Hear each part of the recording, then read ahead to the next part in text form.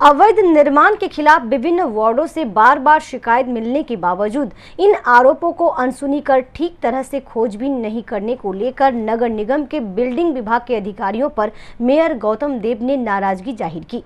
शनिवार को talk to mayor कार्यक्रम के दौरान सिलीगुड़ी के विभिन्न वार्डों से अवैध निर्माणों को लेकर लोगों ने शिकायत की।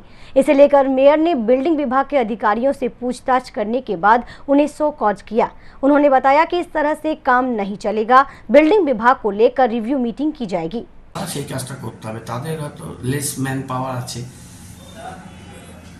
অ্যাক্টিভিটি ক্ষেত্রে একটু অসুবিধা করতে হবে, কিন্তু আমাদের এই টক টু মেয়রটাকে মানুষ অনেক আশা করে ফোন করে, তারপরে যদি সেটাকে বাস্তবায়িত না হয়, বাস্তবায়িত যেটা আমরা করতে পারবো না, হয়তো কেউ একটা চাকরি চাচ্ছে, দিতে পারছি না, তাকে বুঝিয়ে বলে তাকে মেসেজ দিয়ে দিচ্ছে, কিন্তু আনরিজলভ রাখা যাবে না। আমি আশা করব যে আমাদের কর্মচারীরা বাই অ্যান্ড লার্জ খুব ভালো কাজ করে, অনেক কম সংখ্যক এমপ্লয়ি অনেক রিটায়ার করেছে, আমরা কিছু লোকও নিতে পারছি না, কারণ 354 জন অশোকবাবুরা নিয়েছে, তার মধ্যে অনেকেই হাতে কাজ নেই, তাদের কাজ দিলেও তারা কাজ করে না।